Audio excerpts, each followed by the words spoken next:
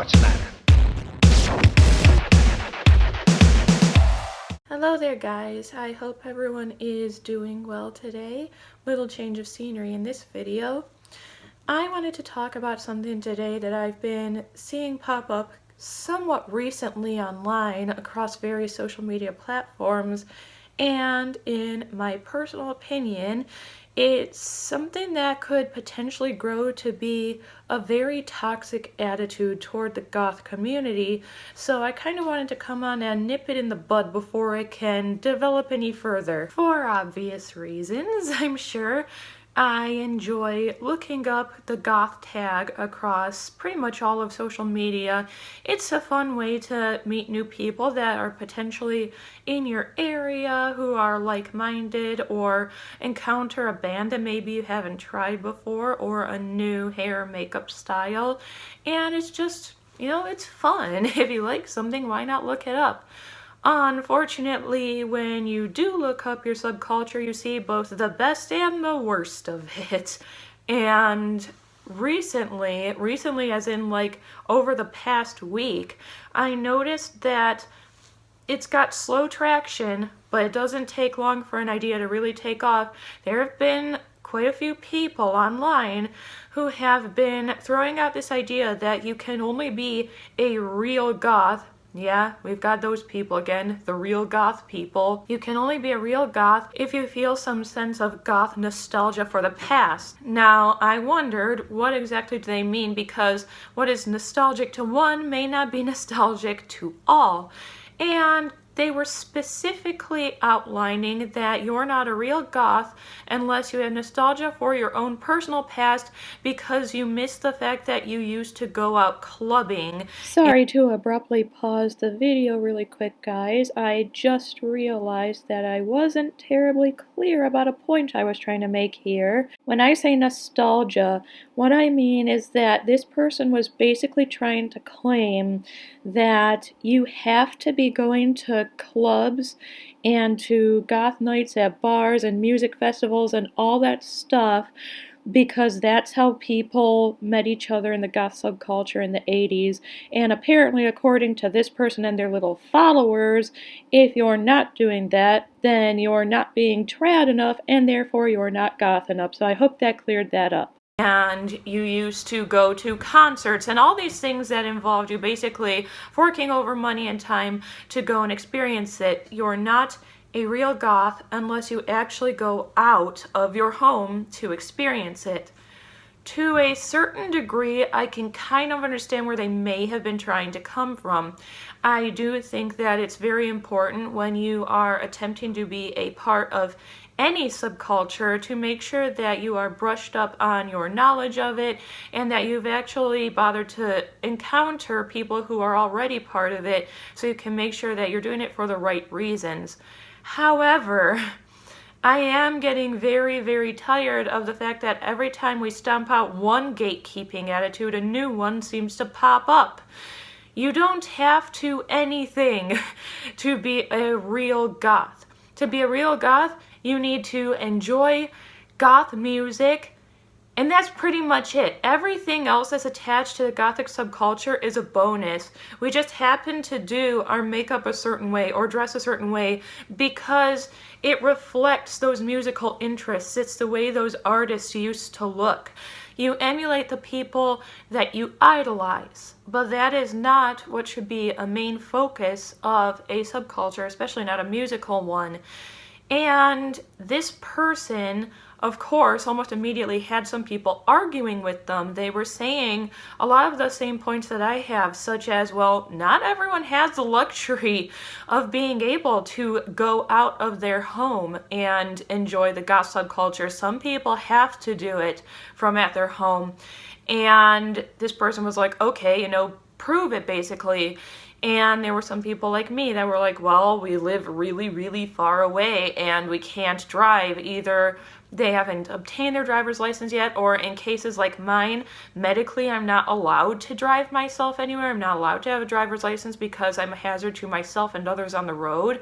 So you have to hope that you know someone else in your life who's willing to make sometimes up to like an hour or more's trek out to a club that's having a goth night or a bar that's having a goth night.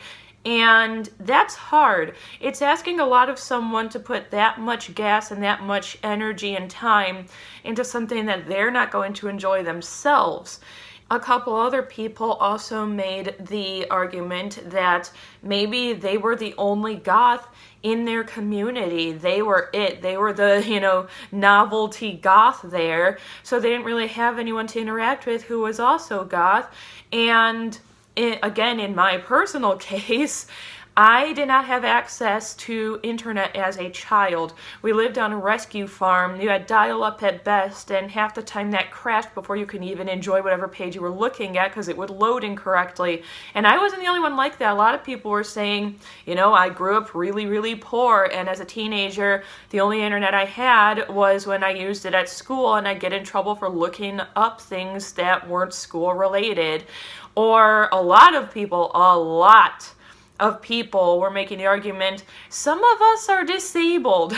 And again, it's very difficult to plan out a full-blown club night, especially on a regular basis, when you are disabled. Here's where this got even worse, this argument that this person had. Not only were they arguing that you have to be doing stereotypical goth things like going to festivals, going to concerts, going to club nights in order to be a real goth, but then when everyone was offering these counter arguments, their new argument was, none of those are a valid excuse. You can just take an Uber an hour away. That's going to run you over $100 even for the cheapest one. This person decided it's not a valid excuse to not have a driver's license because you can just fork out that much money a couple times a month just for a goth night. This was really bad. They basically bypassed most of the arguments people made, probably because they didn't have a counter argument, and flew right into the disabled one because multiple people were saying, well, I'm disabled and that's why I haven't partaken in any of these things you've mentioned. This person actually said, being in a wheelchair isn't an excuse for not going to the goth club. You can still dance. Wow. Just yikes, that attitude. Clearly the attitude of someone who's never actually spent time with someone who lives their life in a wheelchair, because there's this very incorrect assumption that if you're in a wheelchair, your only problem is getting through doorways, sometimes getting upstairs, or, like that, dancing at an event, and that you can just dance with your arms. That is not the only thing you have to consider when going to a club as a disabled person. For one thing, a lot of people who are disabled suffer also with chronic pain that somehow links to whatever their personal disability is. It's very difficult to plan out an event like that where you're in a confined, dark space with a lot of loud noise where you can't really get help if you need it, because if you have something happen like a seizure or you're in a lot of pain, it can be really bad. I did go to a goth club at one point when I was in my early 20s. I started having a really hard time about an hour into the event, and none of my friends could hear me over the music, so I was like, okay, let's leave the room, let's go. So we go into a quieter room, and it's nonstop people hitting on us and trying to grab us up and force kisses and stuff. So then we have to find the bouncer and be like, get these guys out of here. And then someone has to go to the bathroom because it's an hour's drive back home. You have to wait for them. It took me 2 hours to get out of that club. And by the time I was in the car, I was just balled up in pain to the point where no medicine could touch it. And again, yes, I understand that these are arguments based off of my real life experiences, but I'm not the only one experiencing things like this. This is the experience of a decent amount of disabled people and disabled goths. You have to consider the fact that being worried about whether or not you can dance is not the only thing going through someone's mind if they're using that as their excuse. The other thing that this person didn't consider is the fact that it's kind of a dangerous situation.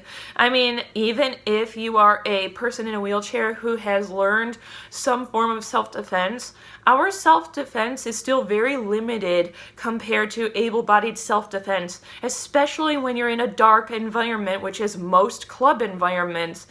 It's dangerous. If your friends just decide they want to go off and leave you someplace and you can't keep up because you can't roll through the crowd fast enough, that opens the floor to a lot of dangerous stuff that could happen. And again, going back to if you need to get out soon, you have to go and find everybody in this dangerous environment. Now, obviously, that's not as big a deal as the first thing. Like, it's a dangerous environment potentially to even able-bodied people go into a club, and that's not something that has stopped me in the past. I have only really been stopped by the chronic pain side and the fact that it is hard to have fun. A lot of clubs, especially ones with goth nights, are very cramped.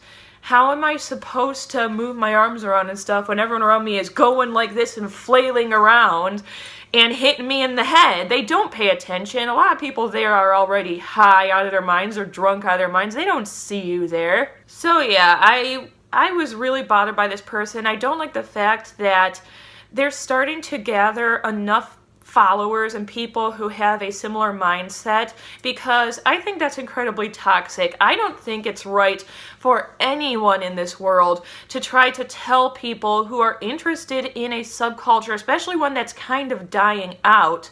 People are interested in entering the subculture and allowing it to stay alive in some form. I don't think it's right to tell them, you're not allowed in unless you do it exactly the way that I do it, and especially not if you're gatekeeping against disabled people in the subculture. You'd be shocked if you went to, any forum for goth people or any website geared toward goth people, and you saw the sheer amount of us who are disabled in some way and who do have that become a huge factor in whether or not we can make it to certain events. It's gross and it's wrong to decide that because you think you would do fine at goth events in a wheelchair, it means that everyone would. So please, if you happen to see some of these people spreading these nasty ideas about the subculture, put a stop to it right away. Tell them this is a really ableist way of looking at it, and on top of it, you just shouldn't be gatekeeping. As long as the people are interested in the music, that's all you should care about at the end of the day. Let people in. The same people who are sitting here dictating who's worthy or not of being a goth are the same people who are complaining that the subculture is basically dead.